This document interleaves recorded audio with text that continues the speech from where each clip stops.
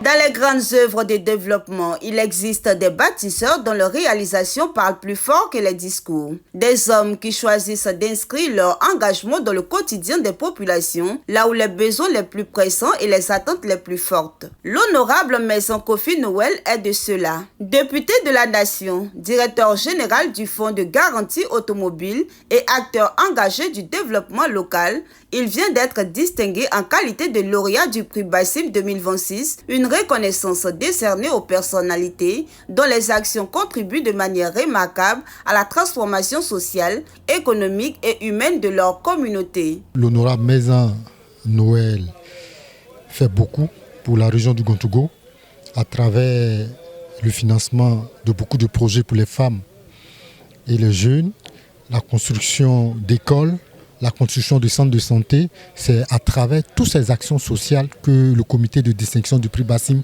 a décidé de l'honorer et de le primer.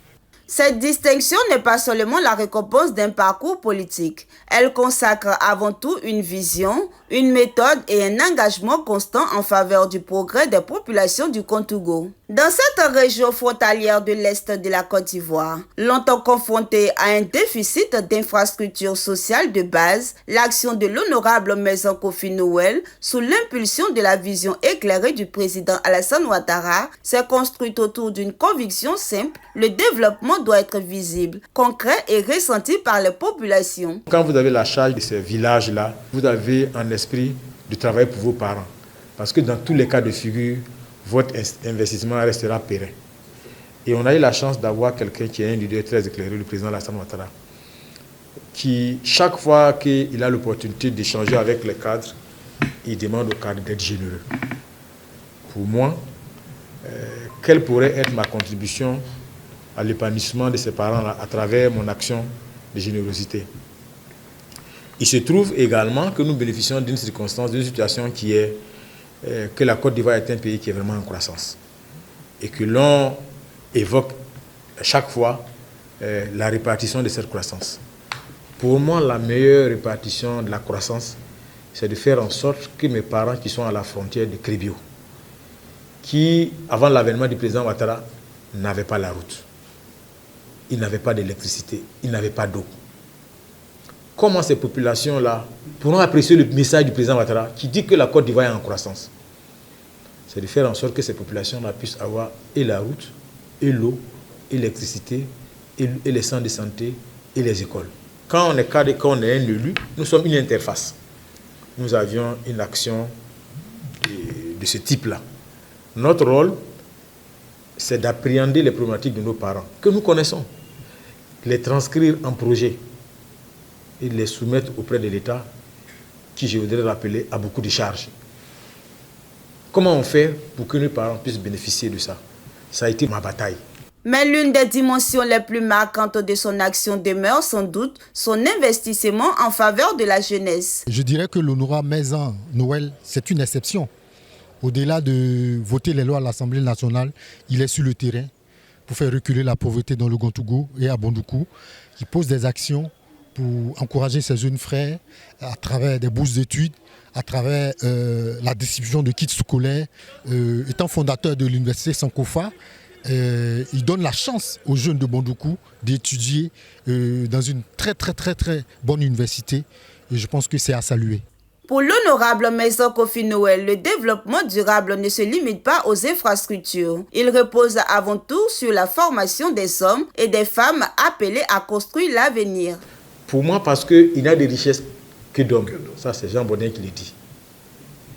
Je me suis dit, c'est vrai que j'ai une opportunité aujourd'hui, mais est-ce que cette force-là, je l'aurai dans 5 ans, dans 10 ans, dans 15 ans, dans 20 ans? La responsabilité qui est la mienne, c'est de faire en sorte que demain, dans cette zone-là, il y ait quelqu'un qui soit plus puissant que ce que je suis en train de réaliser. Ma seule contribution, c'est d'aider mes jeunes frères-là à les intégrer. Parce que moi, je ne donne pas l'argent à quelqu'un. C'est vrai, je peux t'aider pour les choses, mais ma volonté, c'est de faire en sorte que chacun puisse avoir quelque chose à faire. Parce que quand je rencontre quelqu'un avec qui je dois travailler, la première question que je lui pose, qu'est-ce que tu fais? S'il n'est pas formé, je lui demande, faut faire atteindre ce niveau-là. S'il a la formation, comment je peux faire pour l'insérer? Mais pourquoi je fais ça? Parce que je m'en suis rendu compte pendant les élections législatives, les élections qui viennent de passer. Il y a beaucoup de mes jeunes frères avec qui j'ai fait beaucoup de choses à 5 ans, 10 ans. Mais quand je partais aux élections pour ces dernières fois-là, un soir, on a fini de faire la tournée, on est venu s'asseoir, on devait faire le point. Et ils sont venus me voir que vraiment, ils veulent échanger avec moi.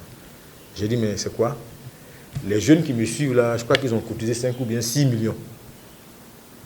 Et, ah, vraiment, c'est vrai que tu es dans la campagne. Voilà notre contribution.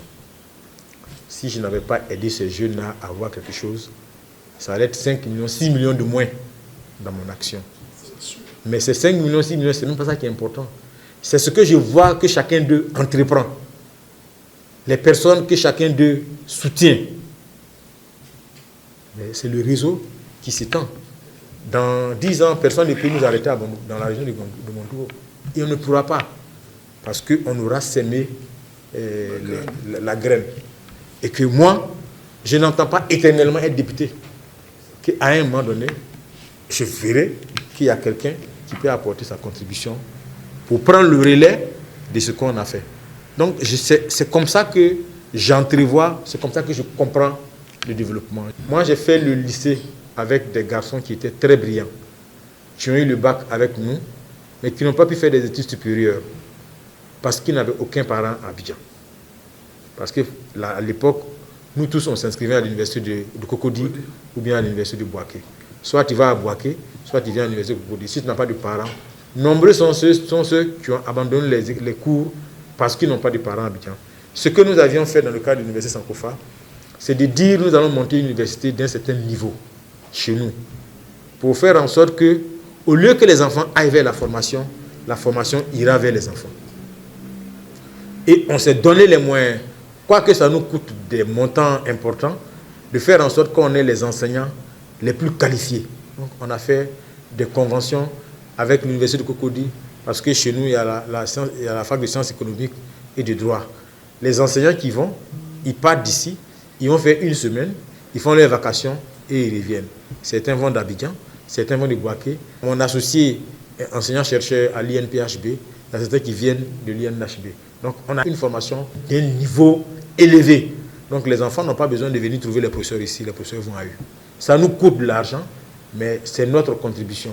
Parce que pour moi, on ne peut pas réussir si on n'a pas investi dans l'éducation et la formation. Et nous faisons en sorte que nos jeunes frères n'abandonnent pas les cours parce qu'ils n'ont pas eu la chance de venir à Abidjan pour faire les cours. Et nous avions transporté. C'est l'université de Cocody en miniature chez nous. On a la fac de sciences éco, on a droit, on a lettres modernes, on a anglais, on a marketing digital et puis on a génie civil option BTP. L'année prochaine, on est en train de réfléchir sur les questions de l'intelligence économique pour qu'on puisse avoir des formations de haut niveau et qui puissent permettre à ce que quand les enfants sortent de là-bas, après le master, qu'ils soient opérationnels sur le marché de l'emploi. Donc il y a beaucoup d'actions que nous entrevoyons pour apporter notre contribution au développement de notre région. Donc je voudrais vraiment vous dire merci. Merci de ce prix.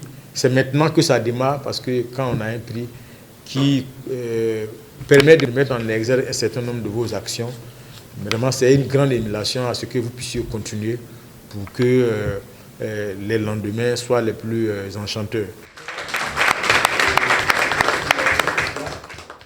En lui attribuant le prix Bassim 2026 du meilleur acteur politique de développement local, le comité de distinction a voulu saluer un leadership fondé sur la proximité, la responsabilité et les résultats. Un leadership qui transforme les promesses en réalité et les ambitions en opportunités. Le prix Bassim 2026 est donc à la fois une reconnaissance du chemin parcouru et une invitation à poursuivre cette œuvre de transformation au bénéfice des générations présentes et futures. Parce qu'au-delà des honneurs, ce sont des vies améliorées, les opportunités créées et les espoirs qui demeurent la plus belle récompense du service rendu à sa communauté.